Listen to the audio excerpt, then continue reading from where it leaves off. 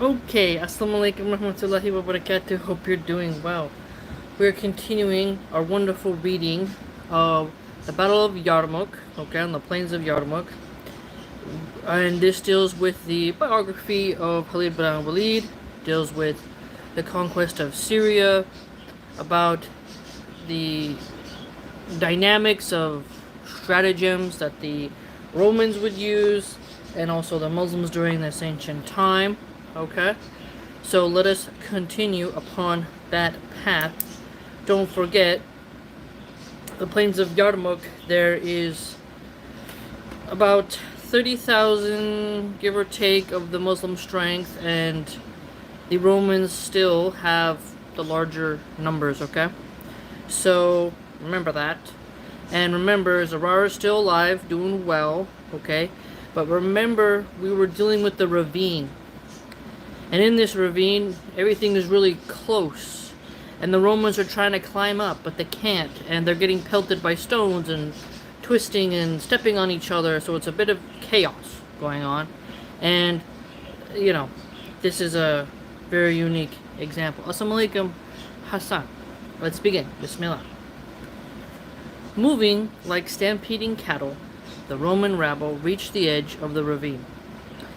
The view to the bottom was terrifying, but so was the last wild charge of the Muslims, these coming in rear pressed blindly against those on the edges. Assalamu alaikum, Faze. On the edge of the ravine, and rank after rank, the Roman army began to fall down the precipice. The blood-curdling screams of some continued until they hit the bottom. Now, you can imagine the depth going on here. And that is intense, just going all the way down. While the screams of others were cut short as their bodies crashed against the jutting rocks and then continued their descent as shapeless, bloody clumps. So here the author has depicted for us a very raw scene here, which is important for us to remember because a lot of warfare now is done from distances. Rockets, bullets, tanks, drones, okay? But these people had to witness their comrades falling and then had to keep going. Assalamu alaikum, Hichan. Thank you for the compliment. It was almost dark when the last of the Romans ceased to move. The day of the raging conflagration had ended. Khalid's greatest battle was over. Early the next morning, while the rest of the army gathered the spoils of war and buried the martyrs, Khalid set off with the Muslim cavalry on the road to Damascus, in hope of catching up with Mahan, the Roman commander-in-chief, heartbroken at the annihilation of his army, and not for a moment suspecting that a pursuit would be launched by the Muslims. So remember, Mahan, he's working for the Romans, and pursuing is something very common we've seen throughout this text. That sometimes they'll let you go, other times they won't. So you can imagine the anxiety of that. Was moving without haste. Sometime in the afternoon, Khalid overtook the Romans a few miles short of Damascus and at once attacked the rear guard. Mahan rushed to the rear guard to supervise its action.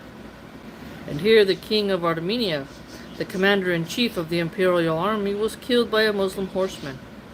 So here, Mahan is executed. So, Mahan killed.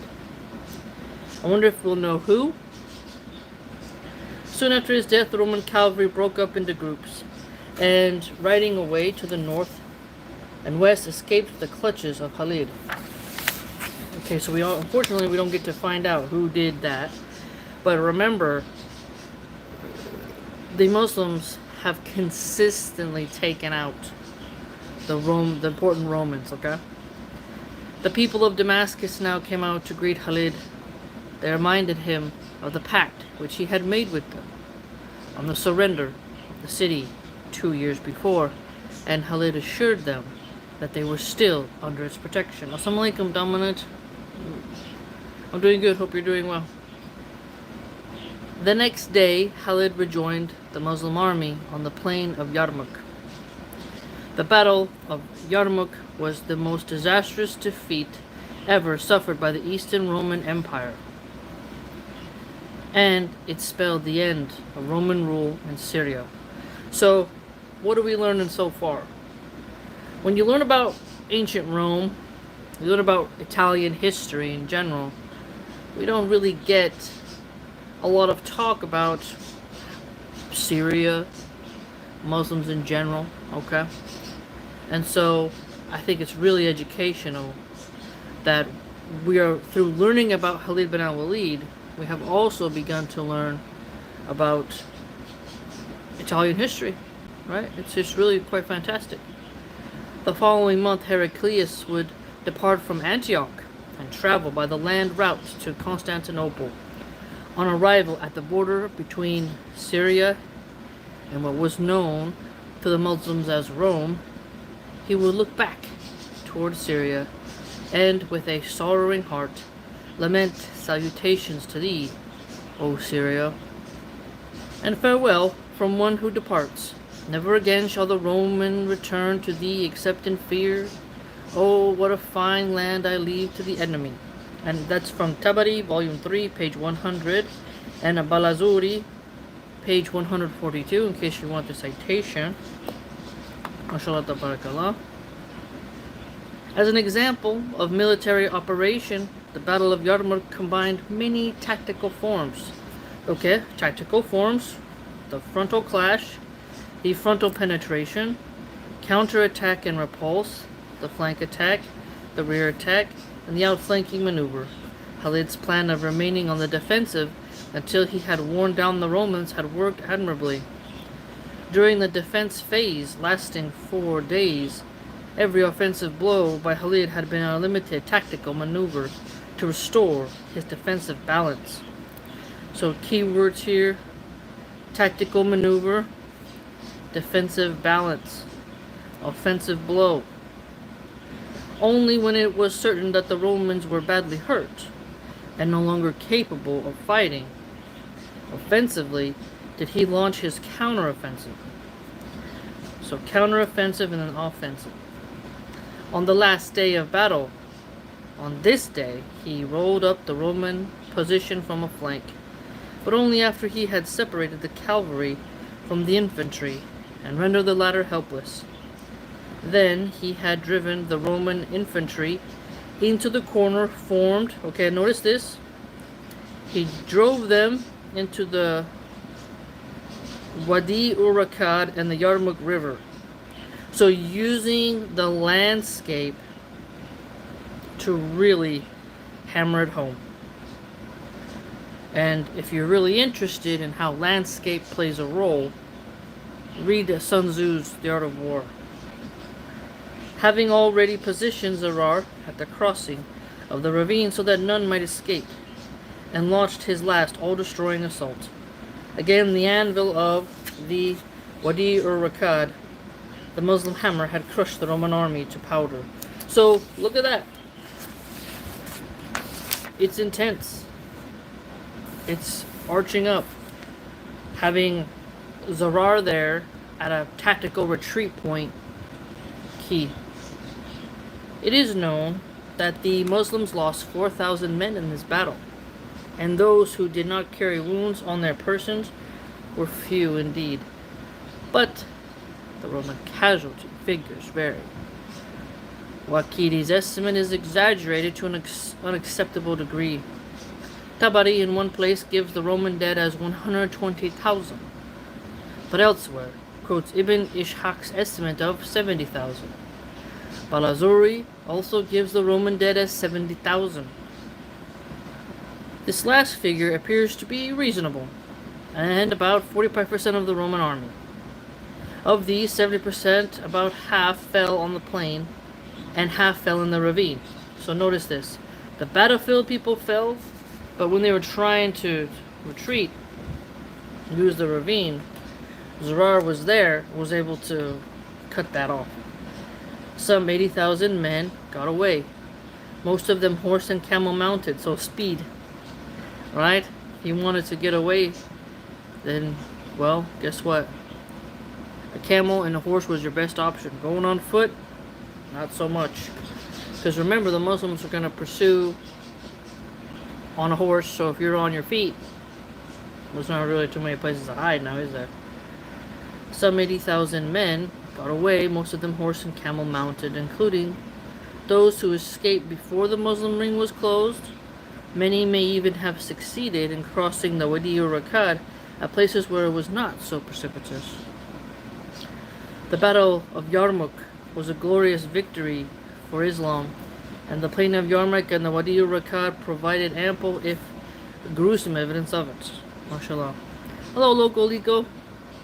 Donna man, are you accept to be housewife? You gotta formulate that in proper English. I am a housewife, if that's what you're asking. Tens of thousands of Roman bodies lay scattered, singly and in heaps, on the plain and at the bottom of the ravine. So, in zombie movies, we often see, the zombies all about, and you're like, wow, that'd be intense because those were former humans. But no zombie movie besides World War Z, really, that I can recall, has depicted a mass amount of zombies, right? Of human-like remains. And here we see that the Romans would have witnessed, along with the Muslims as well, the soldiers, right? Just how many humans are there. See, it's fascinating because when you study Pol Pot, you study these leaders who had like mass graves, you're like, that's a lot of people. But here, you think about in these wars, man, it's just so many people. And that smell. If you go past a horse stable that houses like 12 horses, and the manure's there, and the cow field, you smell it from the freeway sometimes, and that's just cow manure. But when you think of a corpse, meat, under the sun, flies, dust, dirt. And, some people don't know this, but when most bodies, when you clock out of this realm, they pee on themselves and they poo. And under the sun, the human body bloats. Bloats anyways, but it's gonna get like, so the smell, So there's just, wow. And these men had to be strong, clean up their comrades, search for new armor. That was something that was very common. In so many, there was a show on Netflix called American Primeval, where the tribes would look over a battlefield and they were scavengers and they would take things from the people on the field. And the people would be like, that's so horrible, how could people scavenge like that off the dead? But if you think about how common it was in the past, yeah, the soldiers were done. That's a nice helmet, I'm gonna sell it. That's a nice sword, I'm gonna sell it. You got nice sandals, I'm gonna sell it. Reuse, recycle. And that's intense. Whereas today, that's not really, we don't have shields and stuff like that. It's not as common. But tens of thousands of Roman bodies, you're just like, that's a lot of people, man. The worst signs of carnage were visible at the corner of the plain and in the ravine itself. Broken, maimed, and mutilated bodies could be seen everywhere, lying in grotesque shapes and postures. And so there's limbs over there. It's just endless corpses, essentially. And mingled with the soldiers lay countless priests, still clutching their crosses. The nauseating stench of decaying flesh rose and poisoned the air above the plain of Yarmouk. Yeah, exactly. We're just getting into that. A vast and heroic battle had been fought, and a great and terrible victory had been won. So you can see how hard the Christian Romans fought. They had Slavs, they had Armenians, they had a whole group, this imperial army that Heraclius raised in order to take on the Muslims and try to get a final victory, but it's just not happening, Captain. The completion of the conquest. After Yarmouk, the remnants of the Roman army withdrew in haste to northern Syria and to the northern part of the Mediterranean coast. The vanquished soldiers in Rome, those who survived the horror of Yarmouk, were in no fit state for battle. The victorious soldiers of Islam were in no fit state for battle either. Abu Ubaidah sent a detachment to occupy Damascus and remain with the rest of his army in the region of Jabiyah for a whole month. During this period, the men rested, spoils were collected, checked, and distributed. The wounded were given time to recover. There was much to be done in matters of administration, and this kept the generals occupied. I can imagine. So I think that's pretty cool, the logistics of it all. Okay, who gets what? Let's make sure the wounded are getting their care, all that. In early October 636, late Shaban 15 Hijri, Abu Ubaidah held a council of war to discuss future plans. Opinions of objectives varied between Caesarea and Jerusalem. Abu Ubaidah could see the importance of both these cities, which had so far resisted all Muslim attempts at capture, and unable to decide the matter, wrote to Umar for instructions. In his reply, the Caliph ordered the Muslims to capture Jerusalem. So Umar wants the Muslims to capture Jerusalem. Abu Ubaidah, therefore, marched towards Jerusalem with an army from Jabiyah, Khalid and his mobile guard leading the advance. The Muslims arrived at Jerusalem in around early November, and the Roman garrison withdrew into a fortified city. Don't forget, this time is like the age of fortified cities, walled cities, gates. For 4 months, the siege continued without break. Woo! The Patriarch of Jerusalem, a man by the name of Sophronius, interesting, offered to surrender the city and pay the jizya, but only on condition that the Caliph himself would come and sign the pact with him and receive the surrender.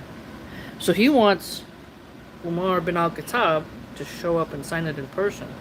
That's a long journey. Patriarch of Jerusalem. Never heard of him before, so this is good. We're learning about a new guy. When the Patriarch's terms became known to the Muslims, Shirabil suggested that instead of waiting for Umar to come all the way from Medina, Khalid should be sent forward as the Caliph. They want to play a trick. They want to be like, Khalid's actually the Caliph. Umar and Khalid were very similar in appearance, and since the people of Jerusalem would only know Umar by reports, they could perhaps be taken in by a substitute. The Muslims would say that actually the Caliph was already there, and lo, he comes. I mean, it does save a little time, It's unlike today. On the following morning, the Patriarch was informed of the Caliph's presence, and Khalid, dressed in simple clothes of the poorest material, as was Umar's custom, rode up to the fort for talks with the Patriarch. But it did not work. Khalid was too well known, and there may have been Christian Arabs in Jerusalem who had visited Medina and seen both Umar and Khalid, noting the differences. Oh snap, it didn't work.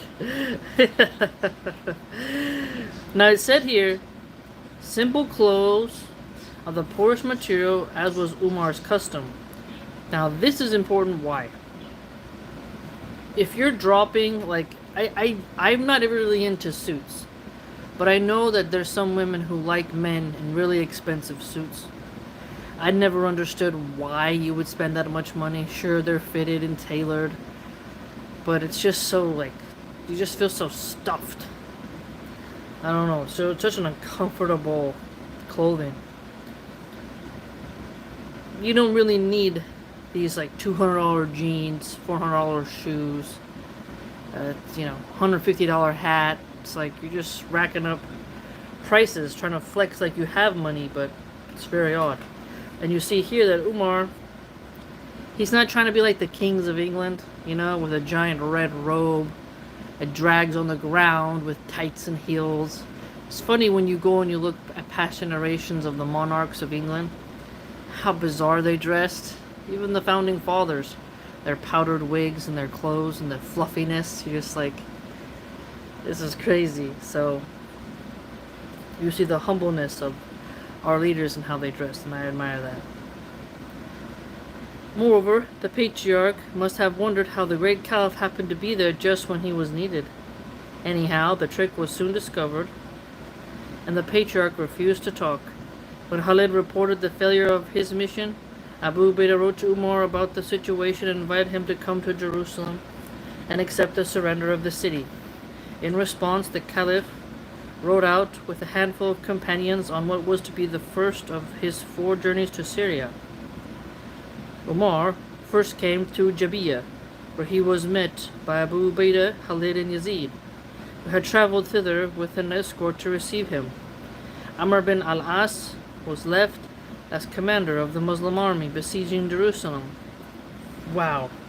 So that's pretty cool that he accepted, because it's dangerous when you think about it. You're the leader of the Muslims, you're going to head out to Jerusalem to sign a pact with Sophronius, the patriarch of Jerusalem. It could be a trap. Khalid and Yazid were magnificently attired in silk and brocade and rode caparisoned horses, and the sight of them infuriated Umar. Oh, for real? How did they get the brocade? Well, I remember when the people of Damascus were leaving, when they lost against the Muslims.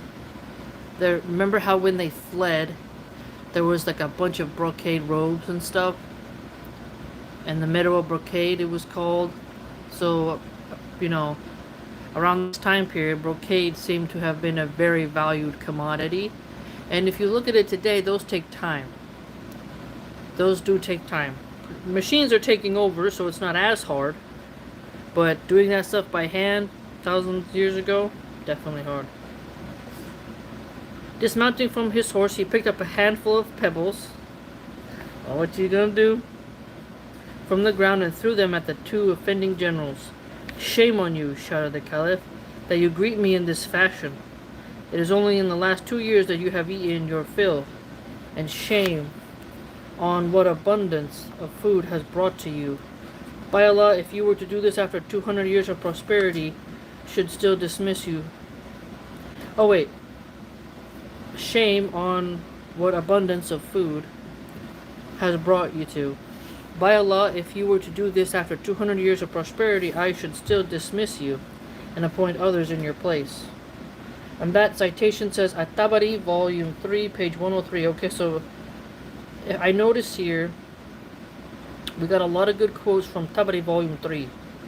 I don't have Tabari, volume 3, but this is something I could definitely invest in the future, because that is interesting. So I'm going to put a citation here as materialism. Materialism, pomp, okay? Vanity, okay, because, you can get corrupted by fashion. Right? He's worried about that. Umar was dressed in simple patched garments as he was wont to wear in the time of the Holy Prophet, peace be upon him. Becoming caliph had made no difference to his austere and unspoiled way of life, and he continued to abhor luxury and ostentation.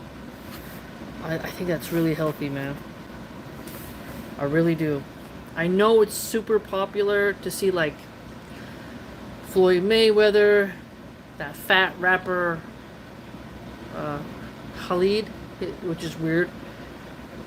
DJ Khalid, he'll have like a $2 million chain on. You just see these watches that these people buy, and you're like, you moron. But again, it is odd how they will spend all this money on jewelry and stuff, and then they're broke later when they lose their fame, and they gotta pawn to sell all that stuff. It's so wild. Bread and butter.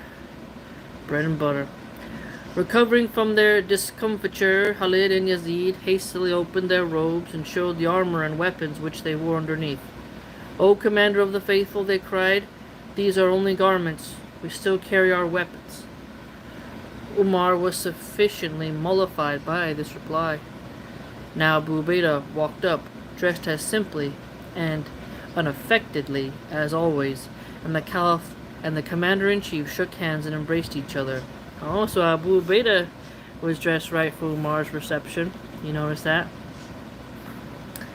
So Khalid and Yazid, a little too fancy for Umar bin al-Khattab's liking, so he had to be put on notice, as they say. From Jabiyah, Umar proceeded to Jerusalem, accompanied by his generals and the escort. His arrival at Jerusalem was a great moment for the Muslim soldiers, and they rejoiced at the sight of their ruler. Next day, at about noon, Umar sat with a large group of the companions, talking of this and that. Soon it would be time for the early afternoon prayer. Bilal was also present. Bilal, who had been mentioned in the second chapter of this book, had suffered many tortures in the early days of Islam at the hands of the unbelieving Quraysh, but had remained steadfast. It now occurred to some of the companions that perhaps the conquest of the holy city of Jerusalem was an important enough occasion for Bilal to break his silence. They asked Umar to urge him to call the Adhan just this one time.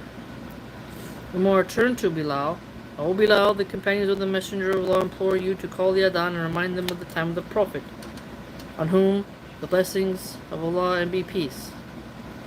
For a few moments Bilal remained lost in thought. He looked at their eager faces and the companions, and at the thousands of Muslim soldiers who were gathered for the congregational prayer. Then he stood up and Bilal would call the Adhan again. That's wonderful.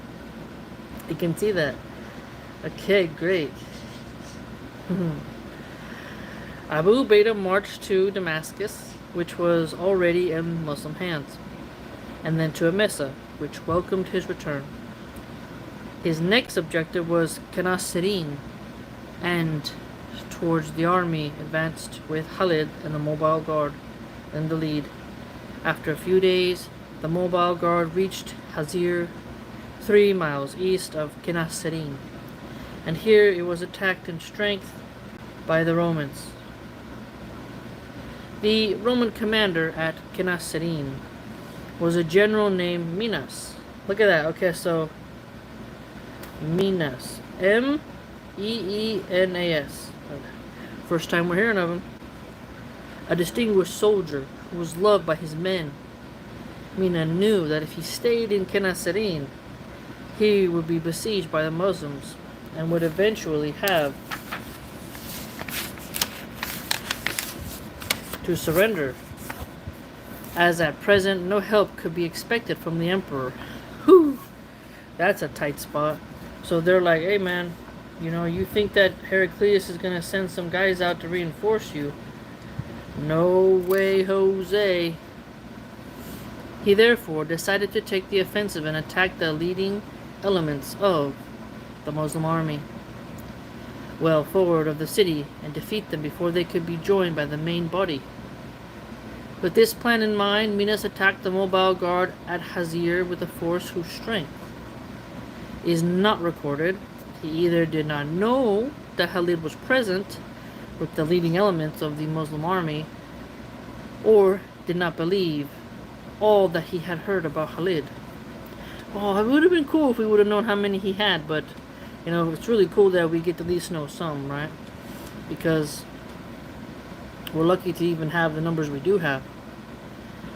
For Khalid to throw his cavalry into fighting formation for battle was a matter of minutes.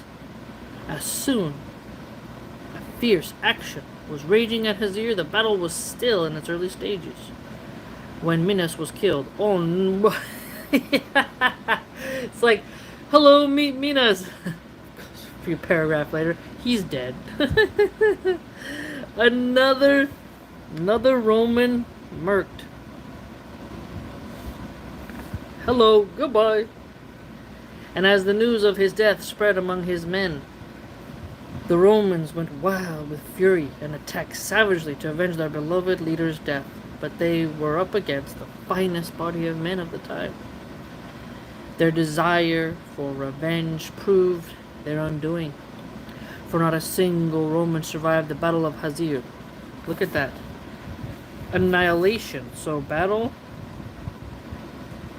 of Hazir. Hazir. The Mobile Guard took this encounter in its stride as one of its many victories. So, the Mobile Guard. And don't forget, the Mobile Guard is mostly horses. Makes it mobile. And Khalid created that. So we get to see here the genius of Khalid, and that his invention of the Mobile Guard helped to bring about the success of the Battle of Hazir. As soon as the battle was over, the people of Hazir came out of their town to greet Khalid. They pleaded that they were Arabs and had no intention to fight him. Khalid accepted their surrender and advanced to Kenasserine.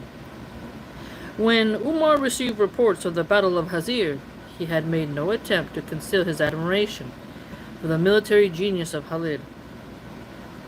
Quote, "Khalid is truly the commander," unquote. Umar exclaimed, "May Allah have mercy upon Abu Bakr. He was a better judge of men than I have been." This was Umar's first admission that perhaps he had not judged Khalid rightly. Alright, good. Because you remember he took Khalid off and put Abu Ubaidah in his place. And the citations for that, Tabari volume 3, page 98, and then Tabari volume, page 98. At Kenasserine, the part of the Roman garrison which had not accompanied Minas to Hazir shut itself up in the fort. As soon as Khalid arrived, he sent a message to the garrison. "If you were in the clouds, Allah would raise us to you or lower you to us for battle." I like that. That's interesting. Say that in like a video game chat. You know, if you were in the... Well, actually you can't, because you can't say that. But but it's still interesting. Like, if you were in the clouds, you would be lowered, or we would be raised. It'd be raised to you. That's clever. I mean, come on. How you can't beat that? Without further delay, Kenasserine surrendered to Khalid. The Battle of Hazir and the surrender of Kenasserine took place about June 637, Jamadi al-Awwal 16 Hijri.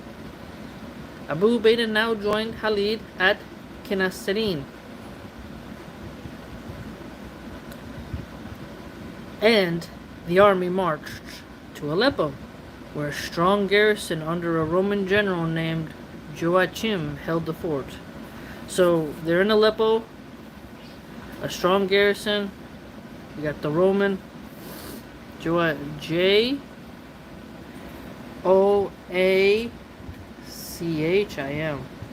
That sounds like almost Native American. Doesn't sound like a very Roman name. This general, following the same line of thought as the commander of Kenasserine, set out to meet the Muslims in the open and clashed with the Mobile Guard 6 miles south of the city. A bloody engagement took place there, in which the Romans were worsted, and Joachim, now wiser, pulled back in haste and regained the safety of the fort. So, forts, sieges, walled cities, all that, intense. Architecture, topography. Aleppo consisted of a large walled city and a smaller but virtually impregnable fort outside the city atop a hill, a little more than a quarter of a mile across, surrounded by a wide moat. Okay, moats. And again, I remember I told you last time that I didn't know that you Muslims and this, like, okay, let's put it this way. Like in the Middle East and Syria, there's moats. What? I'd only ever heard it being used with the English and the Aztecs. But again, the more you read, the more you learn. Pretty awesome. Assalamu alaikum. Oh, well then, if you don't like it here, buddy, you can go by. We will talk about whatever it is we want to talk about. Thank you very much. And so, yeah, moats. It almost, it's almost like fascinating. I mean, it actually is fascinating, just how like battles were fought back then. Because remember, I think all of you have seen in games where there's like a drawbridge and a moat. It's very interesting. Assalamu alaikum, Cholo.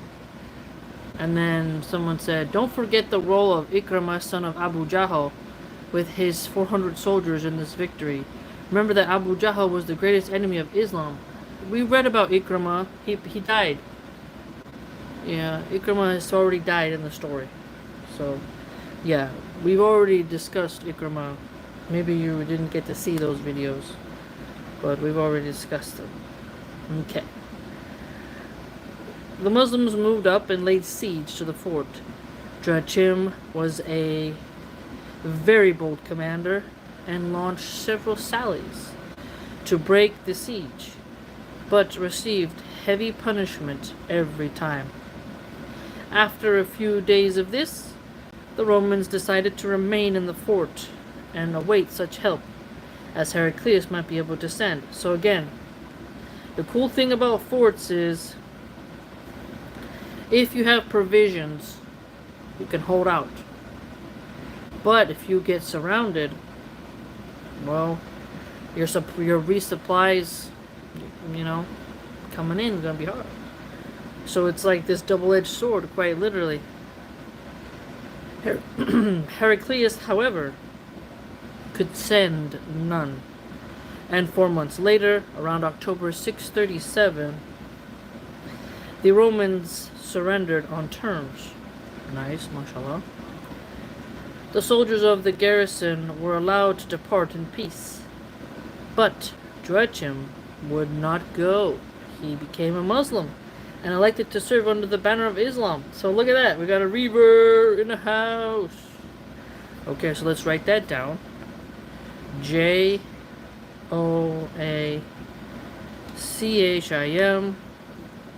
converts to Islam. Mashallah. In fact, over the next few weeks, he proved a remarkably able and loyal officer and fought gallantly under the various Muslim generals. Nice. Once Aleppo was taken, Abu Ubaidah sent a column under Malik Ashtar to take Azaz on the route to Rome. The region, which the Muslims call Rome, included the area which is now southern Turkey, east of the Taurus Mountains. Malik, assisted by Joachim, captured Azaz and signed a pact with the local inhabitants, where he returned to Aleppo. The capture and clearance of Azaz was essential to ensure that no large Roman forces remained north of Aleppo. So the clearance of Azaz, cleaning out the Romans from having any type of presence in the north of Aleppo, whence they could strike at the flank and rear of the Muslims as their next major operation was launched. As soon as Malik rejoined the army, Abu Ubaidah marched westwards to capture Antioch. The army moved via Harim and approached Antioch from the east, some 12 miles from the city at Muharuba, where a bridge of iron spanned the river Orontes, now known as Nahux al-Asi. The Muslims came up against a powerful Roman army, the defenders of Antioch. Okay, so the Romans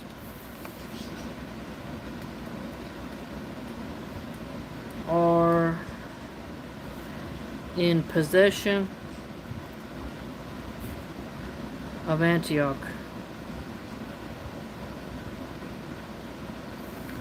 It's a very funny name, Antioch. Mashallah. Trollo says, I really admire your work. It's so beneficial. May Allah reward you. Thanks, fam. I hope you like it. You know, it's one of a kind. You know, no clickbait or crazy stuff. Just spitting facts. A major battle was fought here, the details of which are not recorded, and the Romans were soundly thrashed by Abu Ubaidah. So here again,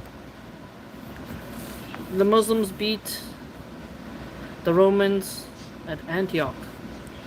Khalid again playing a prominent role with his mobile guard. With the exception of Ajnadain and Yarmouk, the Roman casualties here are believed to have been the highest in Syrian campaigns, and the remnants of the Roman army went fleeing in disorder to the city. The Muslims moved up and laid siege to Antioch. But not many days had passed before the greatest city of Syria, the capital of the Asian zone of the Eastern Roman Empire, surrendered to the Muslims. Look at that. Wow. So lots of Roman casualties in Antioch. Abu Ubaidah entered Antioch on October 30th, 637, the 5th of Shawwal, 16 Hijri. The defeated Roman soldiers were allowed to depart in peace. Well, would you look at that? That's wonderful. Now, there has been times where, you know, Romans ain't letting the Muslims go, and Muslims ain't letting the Romans go, but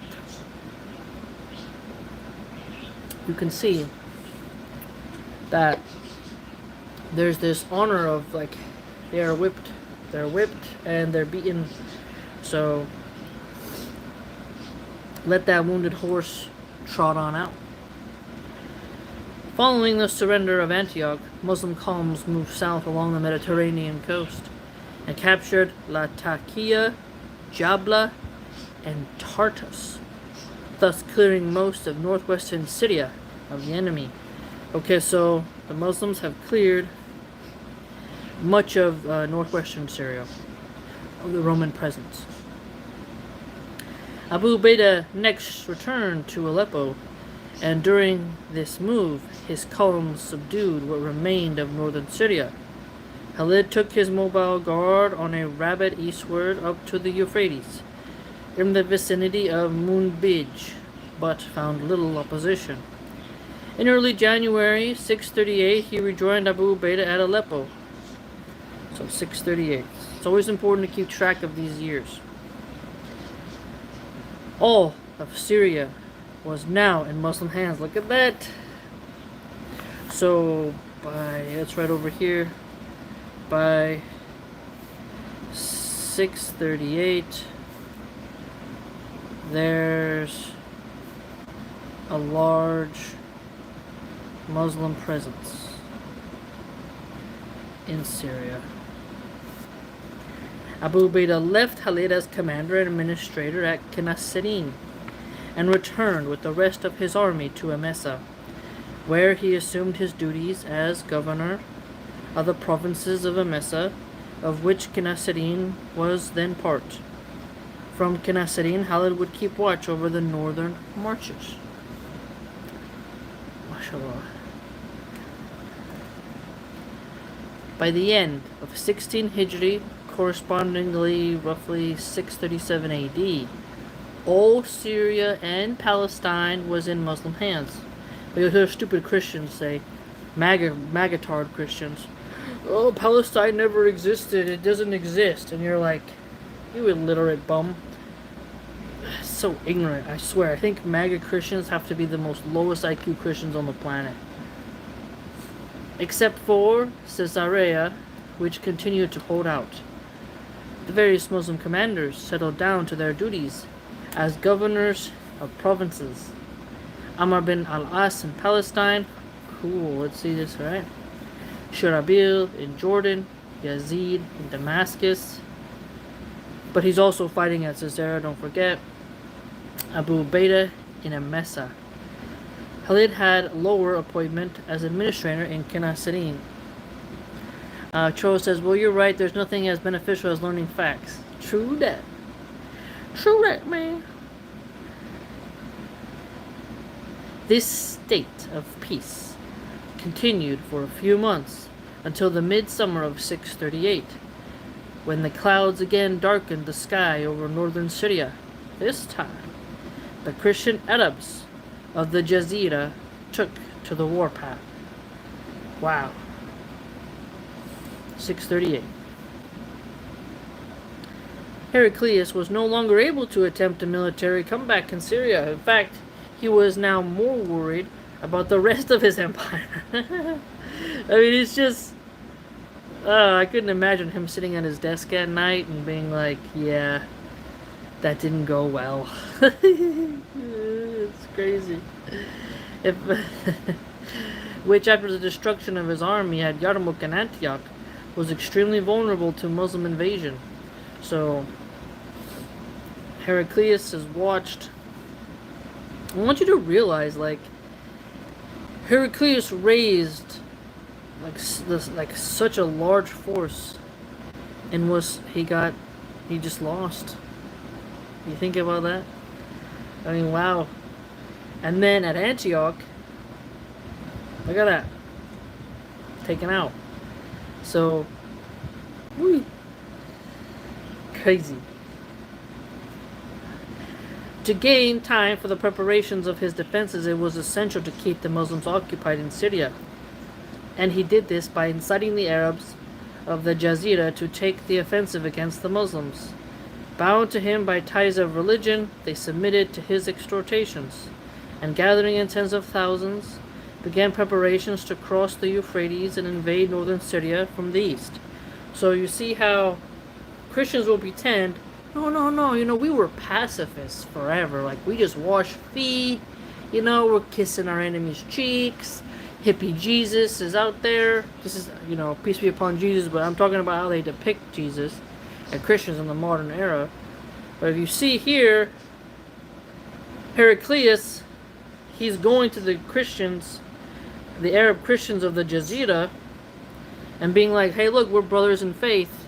Come and fight the Muslims. And those Christians responded.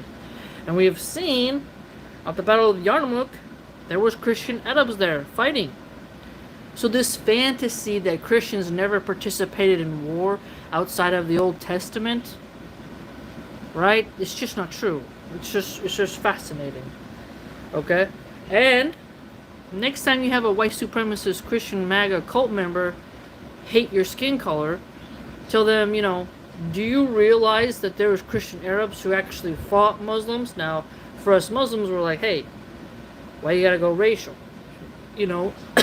But you have to remember, American MAGA Christians, they think their white skin makes them the chosen people of God. And when you see them say, like, America should be a white country, and you see how they clap and cheer at Latino Christians being deported, okay, you can clearly see that, hey, you guys don't even appreciate what non-white Christians have done for your religion.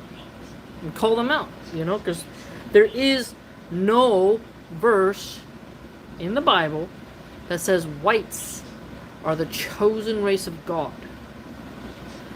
Just because the artists have painted Jesus with blonde hair and blue eyes and milk white skin doesn't mean it's accurate. No. And so, for all of us who care about the facts and want to learn about history, the Arabs of the Jazeera, they were helping Heraclius. Think about it. It's fascinating.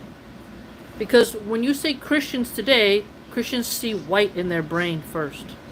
They also can think of black Baptists from the South, right? But they think Italian. They think French. Sometimes, though, when you say French, they think atheists, because there's a lot of atheists in France. But, secularists. But it's important to point out that Islam is not a race and Christianity is not a race. Because you have a lot of eugenicists now. And so, it's important. Okay? Very important. And you can just be like, this is intense. Agents brought Abu Ubaidah information on the preparations being made in the Jazeera.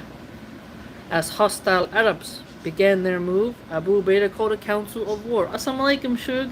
Assalamu alaikum warahmatullahi. Thank you for this live and sharing knowledge with us. Glad to see you here. Glad to see you here. Abu Ubaidah called a council of war to discuss the situation. Khalid was all for moving out of the cities as one army and fighting the Christian Arabs in the open. Okay, so here we see Muslims, Arabs, fighting Christian Arabs. And that there were Christian Arabs in the time of the Caliphate of Abu Bakr and of Umar bin al-Khattab and Khalid bin al-Waleed, and Abu Ubaidah fought against Christian Arabs. Very important. Very important, because some people think they forget that Christianity did not originate in Europe. So it's just great. Just a fascinating book. Through this book we've learned so much.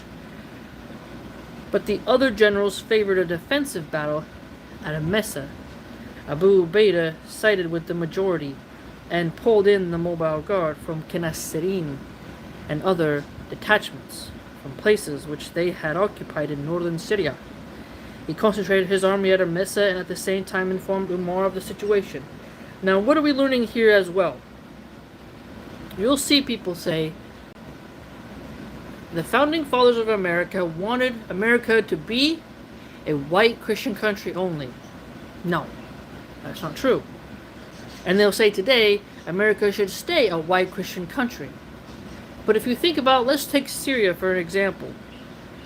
Look at how old Syria is. Syria existed in 637 AD. Say what? America is a puppy. America's a little baby, little baby. It's a very young nation. And if you see the ways of immigration, what has changed, how America has changed, you can't become a doomsday nihilist. You're like, hey, land changes hands. Look how the Muslims came in, Christians lost this territory, the Byzantines, the Heraclius couldn't hold it. Allah subhanahu wa ta'ala allowed the Muslims to take over that territory. And, okay, let's look at it from a Christian perspective. In the Old Testament, you'll see how it says that Jehovah, Yahweh, whatever name you want to use, whichever translation you're using, will let land change hands. Okay, Old Testament language. So a Christian has to look at this and say, God has forsaken them and allowed them to lose their territory. Okay? That's just the way the cookie crumbles. So, Syria, from when it was born, and then during this time, changed. The religion changed, the people moved and shifted. It's just the way it goes. The ebb and flow of time and change. No one could really stop it. And everyone participated in the sort of zeitgeist of change. And so you look at it, no nation stays stagnant. And as we have read this conquest of Syria, what are we looking at? The unfolding of Syria's history. And then today you look at Syria. It's wild. And then what's even more funny is a MAGA Christian retard will say, hey, Syria's always been a dump. They'll be like, yeah, Syria's just a dump. It's just a terror area, and it's just a dustbin. And you're like, whoa. If it was such a dump, why did the Christians fight so hard to keep that territory? Every empire goes through these cycles of boom and bust. Especially America. America had the Great Depression. America wasn't always like sky rises and whatnot. And who's to say that the forest is less valuable than some stupid skyscraper? It's ridiculous, but I digress. Point is, we've learned a lot about Syrian history by studying how Christians and Muslims went at each other for the land. So it must have been worth something, right? And you look at how long the Muslims have held Syria. have been the majority. They held on to it. Despite having people try to erase Islam there. Umar had no doubt that Abu Ubaidah and Khalid would hold their own against the irregular army which now threatened them, but he nevertheless decided to assist them, and did so in the most unusual manner. He sent instructions to Sa'd bin Abi Waqqas, the Muslim commander-in-chief in Iraq, to dispatch 3 columns into the Jazeera. One under Suhail bin Adi, directed at Raqqa. Another under Abdullah bin Utban, directed at Nusaybin.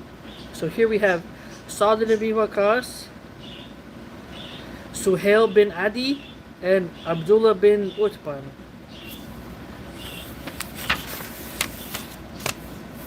And then a third under Ayaz bin Ghanam, operating between the first two. At the same time, Umar ordered the dispatch of 4,000 men under Qaqa bin Amr from Iraq to Emesa along the Euphrates route to reinforce Abu Ubaidah. Again, name packed. Name after name after name. The Christian Arabs arrived at Emesa to find the Muslims. I think he has a typo here. There's a typo there.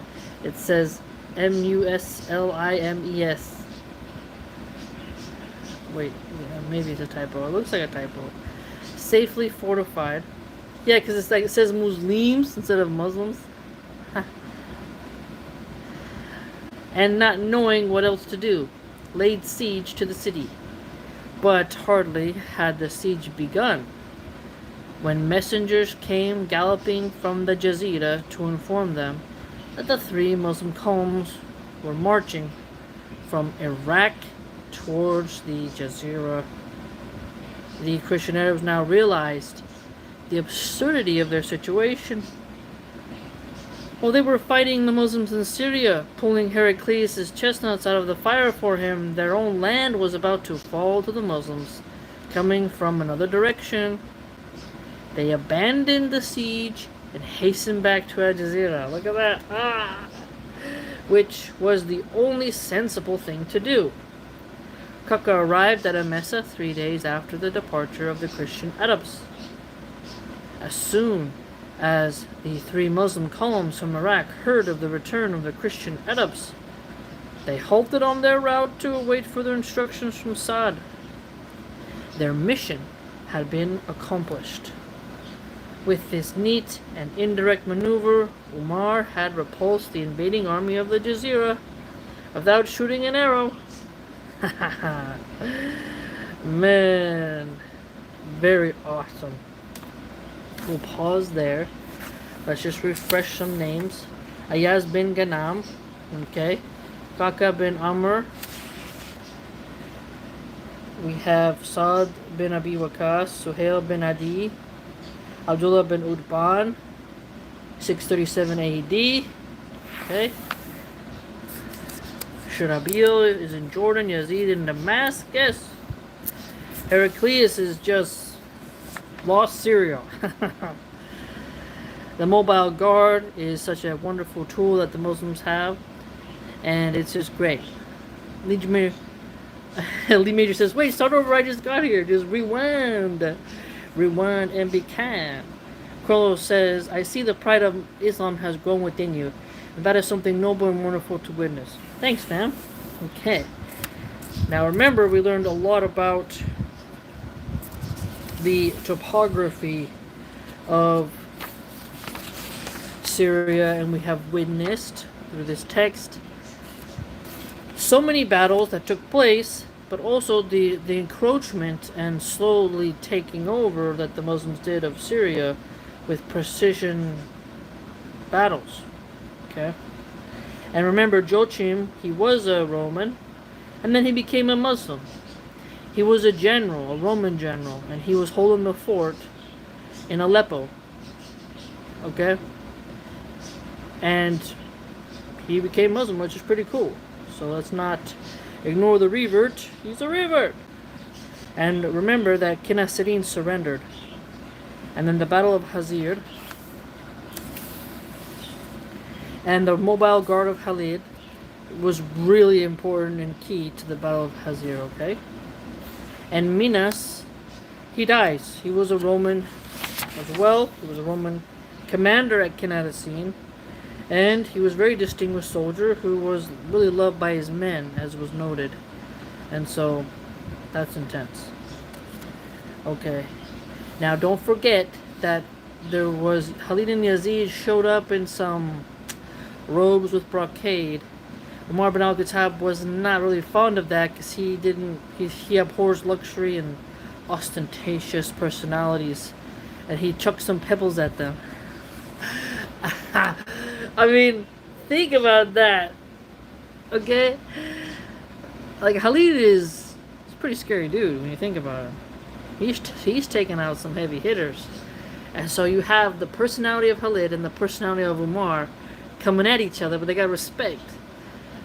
You know, but it's like Umar wasn't going to, like, with Khalid, but Khalid wasn't like so, like, oh, my ego's so big, I can't get scoffed at, I can't get in trouble.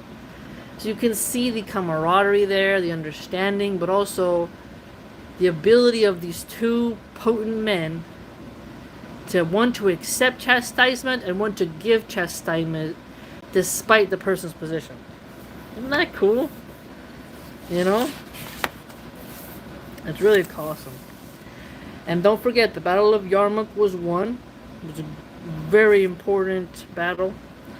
And that the Wadi ur Rakad provided very was very important to the victory. Okay.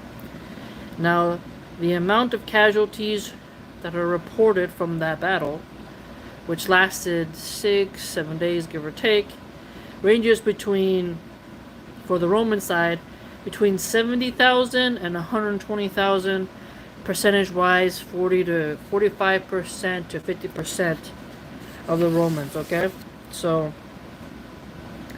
we got to see at the Battle of Yarmouk the tactical forms of the frontal clash, the frontal penetration, the repulse, the counterattack, and the flank attack, the outflanking maneuvers, and the rear attack. So lots of awesomeness going on. Got to see defensive phases of Khalid and offensive blows as well.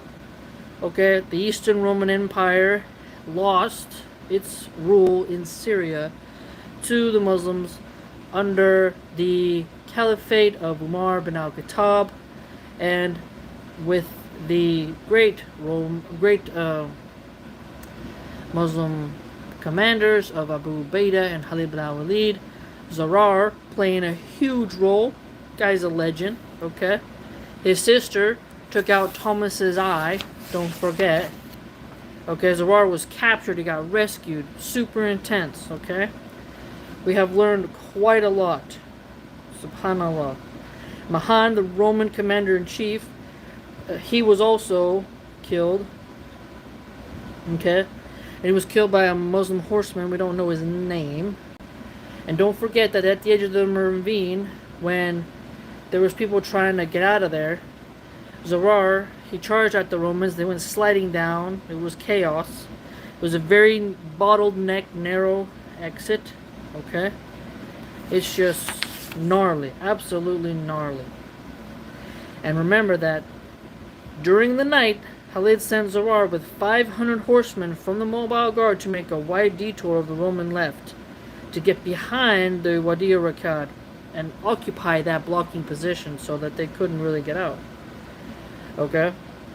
It's fantastic. It's just so freaking cool. Steep ravine as well. The Armenian army that was under Heraclius collapsed. It's just and don't forget, they had people chained, you know? It's just, wow. And Shurabil and Amr, they really just did a fantastic job as well. So I hope you enjoyed. And we'll pause there. And we're getting You know, close. Let's see. Yeah. We're getting close to the end of the book. Maybe 2, 3 more videos, inshallah. And we'll have completed this. And look at I mean, we've read over 400 pages. Tense action in the text. And it's very enlightening for us. Make us proud of our Muslim heritage and understanding more of topography. Even Bilal is mentioned here, giving the adhan. It was just so freaking cool. And there's humor as well in the book. And we have been able to have an awesome picture in our brains of moats, forts, you know, just these garrisons, Sally type of warfare. Remember in Damascus, the walled city and the 6 gates. Pretty freaking cool, you know? Just how architecture and everything has changed, and how rivers played a role, the desert playing a role. The Muslims survived a winter. It's really great. Troll says, thank you, sis. I really appreciate it. Enjoyed it. See you next time. Take care. Alright, everyone. I'm going to go. It's time to do prayer pretty soon. Do her prayer. And see you maybe tomorrow or Tuesday, inshallah. Take care. Please like, comment, subscribe. Join the blog. Do it. Join our blog. Do it.